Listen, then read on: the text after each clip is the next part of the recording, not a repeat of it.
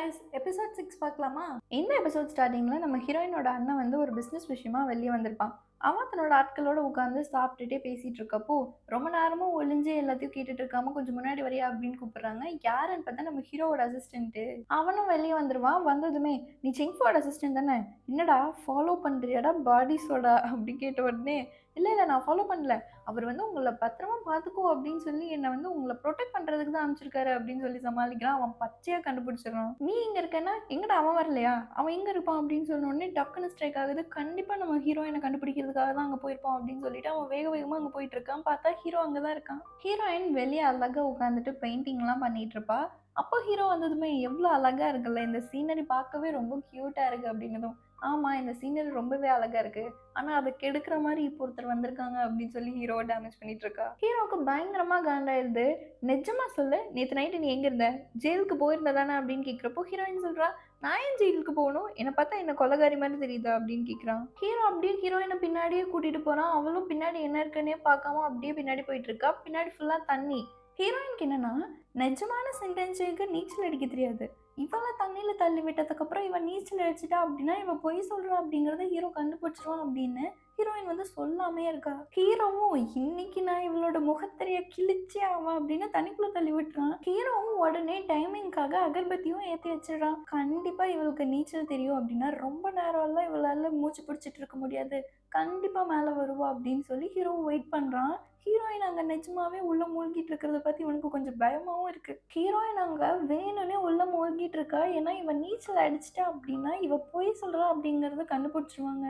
அங்க என்னடான்னா ஹீரோயினோட அண்ணன் வேகமா வந்துட்டு இருக்கான் இவளை காப்பாத்தணும் அப்படிங்கிறதுக்காக. நம்ம அண்ணன் வந்ததுமே எங்கடா ஹீரோயின் அப்படின்னு கேட்டா ஹீரோ அப்படியே சைட்ல திரும்பி பார்க்கறான். திரும்பி பார்த்தா தண்ணிக்குள்ள தள்ளி விட்டுட்டியா? நான் தான் ஆல்ரெடி சொல்லியிருக்கேன்ல அவளுக்கு நீச்சல் அடிக்க தெரியாதுன்னு. கொஞ்சம் கூட உனக்கு அறிவு இல்லையா அப்படின்ட்டு 2 பேருமே ஒண்ணா எகிறி குதிச்சு தண்ணிக்குள்ள ஹீரோயினை காப்பாத்த போயிட்டு இருக்காங்க. ஹீரோயின் உள்ள இருக்கப்ப நினைக்கிறா இது வந்து ஹீரோ நம்மள டெஸ்ட் பண்றதுக்காக மட்டும்தான் பண்றான். நம்ம இன்கேஸ் நம்ம உள்ள போயிட்டா கண்டிப்பா வந்து காப்பாத்துவான் அப்படின்ட்டு தான் ஹீரோயின் உள்ள எவ்வளோ நேரம் ஆனாலும் பரவாயில்லன்னு வெயிட் பண்ணிட்டு இருக்கா. ஒரு வழியா 2 பேருமே தண்ணிக்குள்ள குதிச்சு ஹீரோயினை காப்பாத்தி மேல தூக்கிட்டு வராங்க. ஹீரோ தான் மேல தூக்கிட்டு வரான். தூக்கிட்டு வந்ததும் ஹீரோயினோட அண்ணனுக்கு பயங்கரமா கோவம். எவ்வளோ தைரியம், நான் உன்கிட்ட ஆல்ரெடி சொல்லியிருக்கேன்ல அவளுக்கு நீச்சல் அடிக்க தெரியாதுன்னு செம்ம கோவமா இருக்கான். ஹீரோயினோட அண்ணன் ஹீரோயின் கிட்ட கத்திட்டு இருக்கான். நான் உன்கிட்ட ஆல்ரெடி சொல்லியிருக்கேன்ல அவன் சின்னதா அவன் இவ்வளோ சீக்கிரமா விட்டுறலாம் மாட்டான். நீ வேணும்னே ரிவெஞ்சுன்னு ஏன் தான் இப்படி பண்றியோ? நீ என் தங்கச்சி அப்படிங்கறத மறந்துட்டியா? ஹீரோயின் வந்து ரொம்ப ஃபீல் பண்றா. இதுக்கு முன்னாடி இதே மாதிரி தான் மருத்துவர் சொன்னாரு, நீங்க பிசினஸ் டைம்ல வெளியே போயிருந்தப்போ உங்க தங்கச்சிக்கு பாய்சன் ஆயிடுச்சு அப்படிங்கறதுனால நீங்க திருப்பி வந்தீங்க, அப்போ அந்த பிசினஸ் போயிடுச்சு அப்படிங்கறத நான் கேள்விப்பட்டேன்.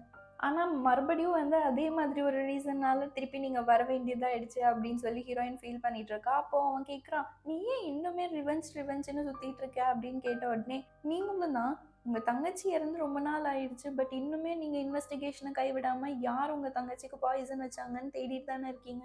உங்க ரிவெஞ்ச் இன்னும் குறையலையே, அப்போ என்னோட ரிவெஞ்ச் மட்டும் எப்படி குறையும் அப்படின்னு சொல்லி ஹீரோயின் ரொம்ப ஃபீல் பண்ணி பேசிட்டு இருக்கா. அதுக்கப்புறம் கோவமா கிளம்பிடுறா. இங்க நம்ம ஹீரோவும் அசிஸ்டண்ட்டும் பேசிட்டு இருக்கப்போ அசிஸ்டன்ட் வந்து ஹீரோக்காக டீயும் லோட்டஸ் சீடும் கொண்டு வந்து கொடுக்குறான். இந்தாங்க சாப்பிடுங்க, ரொம்ப ஹெல்த்தியா இருக்கும் அப்படின்னு. அப்போ ஹீரோ வந்து ஃபீல் பண்ணிட்டு இருக்கா.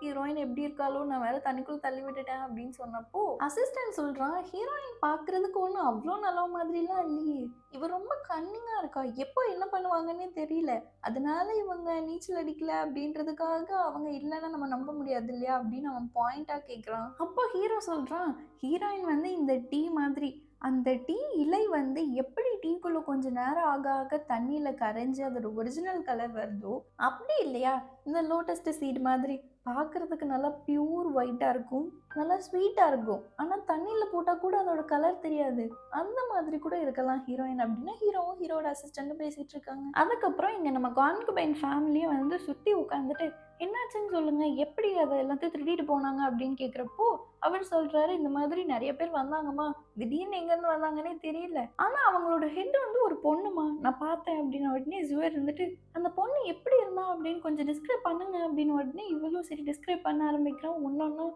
அவ எப்படி ட்ரெஸ் பண்ணியிருந்தா, என்ன பண்ணியிருக்கா அப்படின்னு சொல்றப்போ அப்போ அவளோட தலையில வந்து ஒரு பன் போட்டிருந்தா, அதாவது கொண்டை போட்டிருந்தாமா அப்படின்னு உடனே இவங்களுக்கு 2 பேர்த்துக்கும் சந்தோஷம். கான்குபைனுக்கும் ஜுவருக்கும். அவருக்கு புரியல என்னாச்சு அப்படின்னு கேட்குறாரு.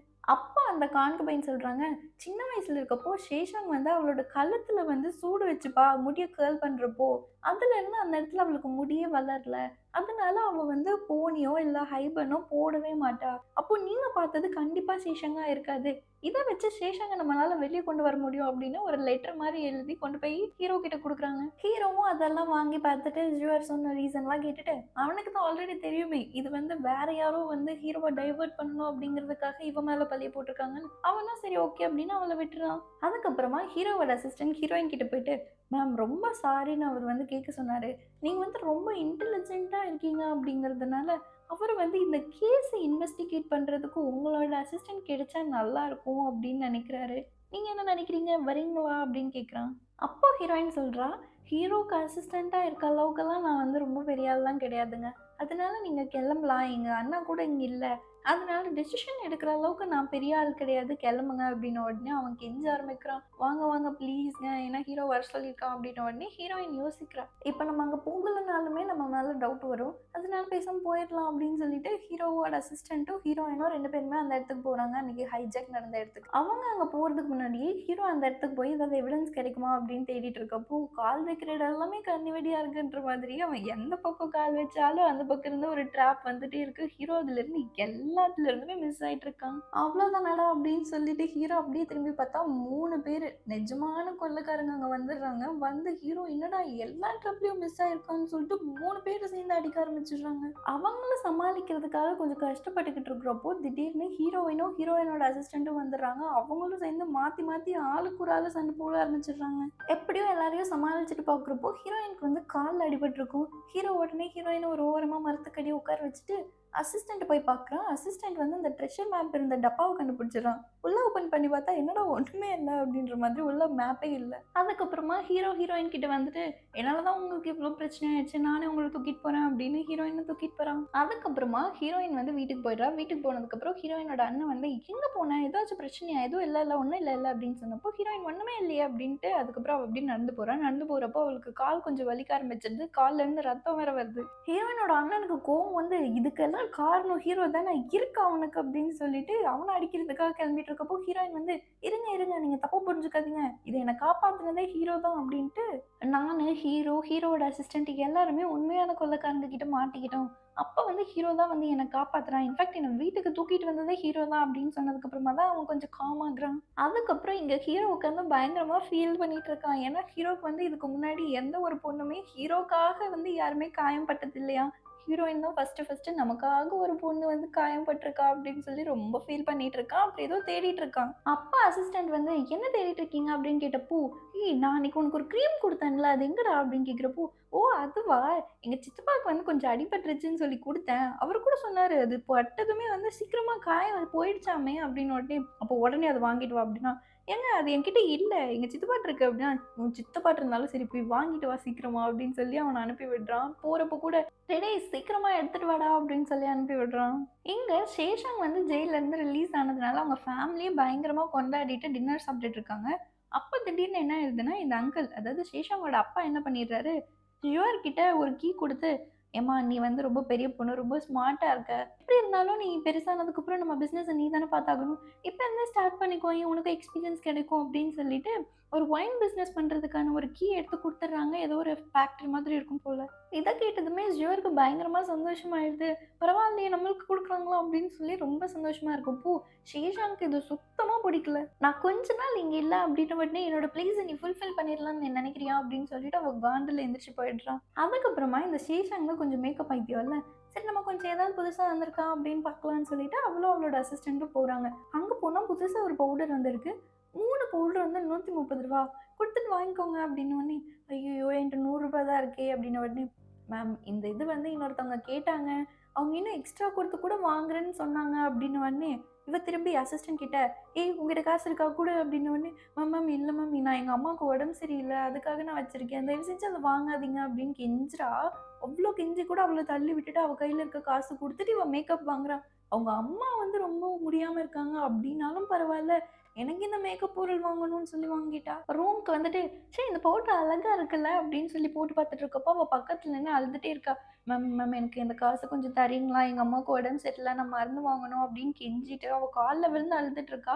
அப்போ கூட இவளுக்கு மனசாட்சியே இல்ல. அப்போ அவங்க அம்மா வர்றா, "என்ன பண்ணிட்டு இருக்கீங்க?" அப்படின்னு கேட்கிறப்போ, அவ நடந்தது எல்லாம் சொல்றா. என்னமோ நான் ரூ. 30 வாங்குனதுக்கு இவ எவ்ளோ சீன் போடுறா பாரேன் அப்படின்னு சொல்லி, அவளோட கஷ்டம் என்ன? அவங்க நிலைமை என்ன அப்படிங்கிறதே புரிஞ்சுக்காம பேசிட்டு இருக்கா. கொஞ்சம் கூட மனசாட்சியே இல்லாம அவள வேலைய விட்டும் தூக்கிர்றாங்க. அதுக்கப்புறம் இந்த சேஷன் சும்மா இல்லாம ஜுவர் கிட்ட போயிட்டு, "என்னதான் நீ இவ்ளோ நடிச்சாலுமே, அம்மாக்கு என்ன மட்டும் தான் பிடிக்கும்." இதெல்லாம் கேட்டு ஜுவர் வந்து, "ஓஹோ! அப்படி வேற நெனச்சிட்டு இருக்கியா? உன்ன எவ்ளோ பிடிக்குமோ, அவ்ளோக்கு அவ்ளோ அம்மாக்கு என்னையும் பிடிக்கும்." அப்படின்னு சொல்லி, "என்னம்மா கண்ணு, ஜெயிலுக்கு போயிட்டு வந்தது பத்தலையா?" அப்படின்னு கேட்டு கலாய்ச்சிட்டு இருக்கா. சேஷாங்க்கு பயங்கரமா கோவம் வருது. "சரி அதெல்லாம் விடு. நீ இந்த பவுடர்னால தானே ஜெயிலுக்கு போன. இந்த பவுடர் ஹீரோயின் கிட்ட இருந்து தானே புடுங்கிட்டு வந்த." அப்படின்னு கேட்டப்போ, "ஆமா, எல்லாமே ஒரு வேள அவ தான் பண்ணியிருப்பாளோ?" அப்படின்னு சொல்லி இப்ப தான் கொஞ்சம் கொஞ்சமா கிராக் பண்ண ஆரம்பிக்கிறாங்க. எங்க ஹீரோ வந்து அந்த 3 கொலைக்காரங்கள்ல ஒருத்தன மட்டும் அடிச்சு மட்டும் போட்டுருப்பாங்க. மத்த 2 பேத்தையும் கொன்றுப்பாங்க. இவன் மட்டும் கொஞ்சம் எஸ்கேப் ஆயிருப்பான். அவன தூக்கிட்டு வந்து உயிரோட வச்சு வேணும்னே ஹீரோவும், ஹீரோவோட அசிஸ்டன்ட்டும் பயங்கரமா மிரட்டி உண்மைய சொல்லு, உண்மைய சொல்லுன்னு கேட்டுட்டு இருக்காங்க.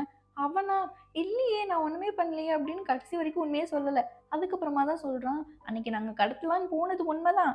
ஆனா அந்த இடத்துல எங்களுக்கு பதிலா வேற யாரோ போயிட்டாங்க" அப்படின்னு சொல்றான். அது மட்டும் இல்ல, "நாங்க நெறைய இடத்துக்கு கொள்ளையடிக்க போயிருக்கோம். அங்க தான் இந்த ட்ரெஷர் மேப் இருக்க பாக்ஸ நாங்க எடுத்துட்டு வந்தோம். ஆனா உள்ள ஓப்பன் பண்ணி பார்க்குறப்போ பாக்ஸ் இல்ல. அது ஆல்ரெடி ஓப்பன் பண்ணியிருந்தாங்க. நாங்களும் வந்து அத எப்படி ஓப்பன் பண்ணியிருப்பாங்க அப்படின்னு கேர்ஃபுல்லா நாங்க பார்த்தோம். அப்ப வந்து அது ஏதோ பர்ன் பண்ணி எரிச்சு எடுத்திருக்காங்க. அதனால வந்து எங்களுக்குமே அந்த ட்ரெஷர் மேப் கிடைக்கல" அப்படின்னு சொல்றான். இதோட இந்த எபிசோட் முடியுது. இன்னுமே வந்து பல பல ட்விஸ்ட் அண்ட் டர்ன்ஸ் எல்லாமே நீங்க பார்க்கணும்னு நெனச்சீங்கன்னா, மறக்காம நம்ம சேனல சப்ஸ்கிரைப் பண்ணிட்டு, பக்கத்துல இருக்க லைக்கும் கிளிக் பண்ணிக்கோங்க. Bye guys.